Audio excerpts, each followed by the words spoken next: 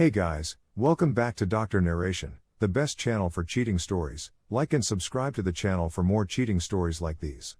I still regret it. Even after 35 years, I still have mixed feelings about leaving.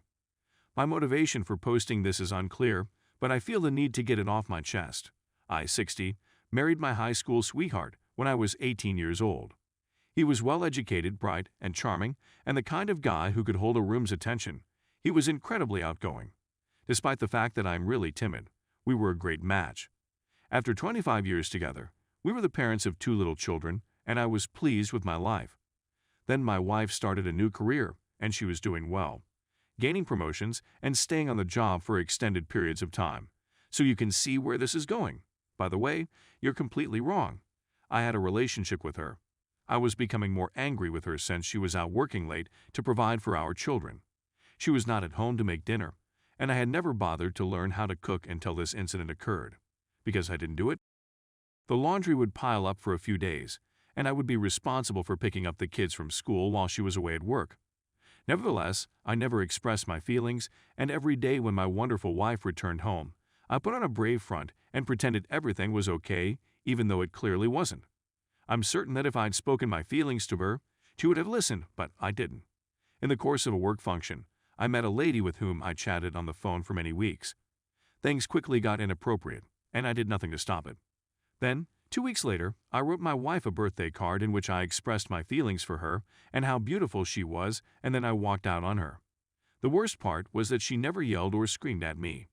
She did nothing except stand there and watch me pack up my possessions, all while my children were playing in the next room, completely oblivious of what was going on. She didn't say anything, just stood there crying softly. I caused pain to the one who is the most important in my life. She was dismissed because she was unable to cope with the school run and the extra child care arrangements. As a consequence, my alimony payments had to be increased, and I despised my ex-wife for making me do so. Looking back, I can't believe how self-centered I was. The woman who I had fooled and who was now responsible for raising my children on her own has requested extra monies in order to provide for them. I just saw them every other Saturday, and that was about it. My AP and I were estranged very soon. She didn't want anything to do with me, and she didn't want anything to do with me in particular when I was almost bankrupt due to alimony payments, which she took advantage of. In spite of the fact that she never expressed how much she was affected by my actions, I could hear her sobbing herself to sleep on the few occasions when I had to stay over with the kids for whatever reason. When I left, my wife was the one who eventually filed for divorce, because every time she asked if I had hired an attorney, I replied, "I'm not ready." And she eventually filed because she said it was too painful. I spent years resenting my wife for stealing my money, when in reality, she had done nothing wrong, and I still loved her but was too proud to admit it. When I was unhappy, I would say things like, "I haven't loved you in a long time, but I have stayed for the children." And she would never say anything in response. That's something I'll never be able to forgive myself for ever again. She was adamant about making things work, and she fought for me every day for months, but I was indifferent in her efforts.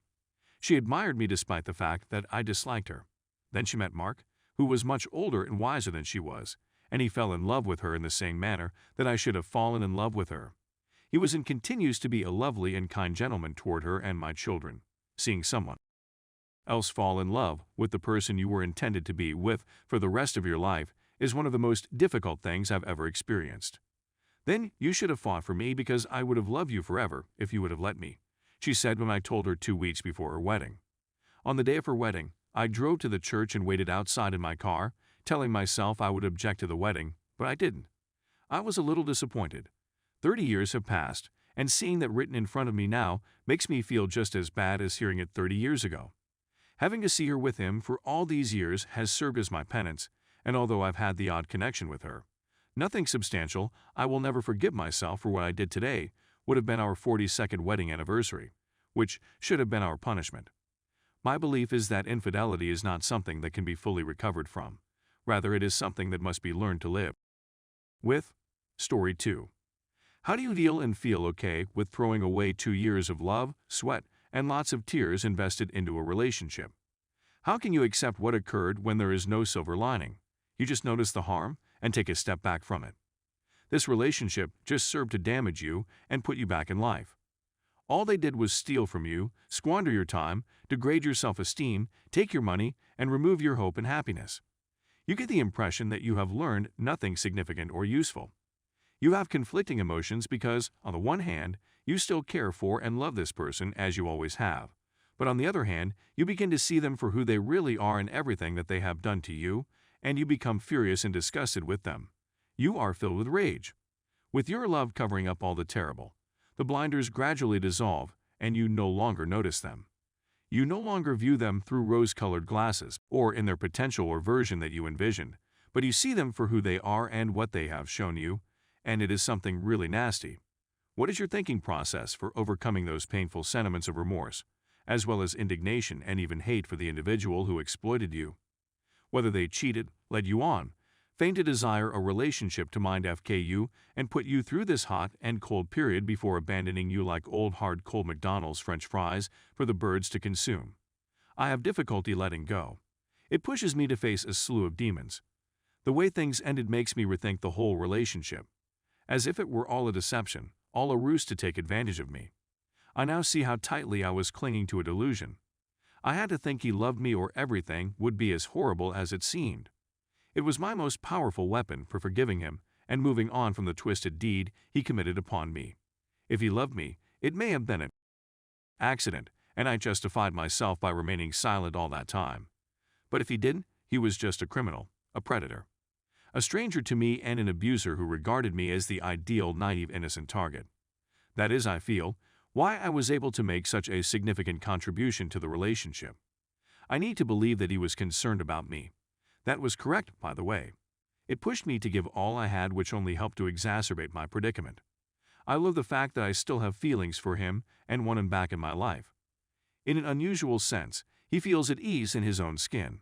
As I got older, he served as a refuge, a source of hope, and a source of fantasy for me. He was my home away from home, and he was everything I had ever wanted. However, reality did not live up to my expectations and desires for him. There was a lot of potential there, but it always seemed like we were on two completely different time schedules from one another. Each of us is always accessible at two different times for the other. Although it is the same train ticket for the same location, the departure time is different. The difficulty was that I was willing to wait for him, but he wasn't willing to wait for me. It's tough to let go of someone when you've given so much of yourself to them. My rejection rate for legitimately good men was at an all-time high, and some of them more admittedly much better than him. The life, love, and vacations I'd given up for someone who has used me, cheated on me, humiliated and turned me into a shell of the person I used to be. Someone who wasn't even loyal to me or honest with me. I'm sick of it all. All I want is that it weren't true. It makes my heart ache. It was this man who set us up for failure, and despite my attempts to clean up his own mess, he just served to aggravate the situation. I loathe this individual and all they've done to me and put me through, as well as all of their lies and deceit. This individual is the greatest lie I have ever met, as well as the largest letdown. They are never there when you need them, and they are also the most self-centered person I have ever encountered. I provided them with several opportunities to put things right, but they decided to make things worse with each passing chance. I want to go away from them because I deserve so much more than what they are giving me. How can you go over the sentimental feelings, the deep-seated connection, and the hope that you have for someone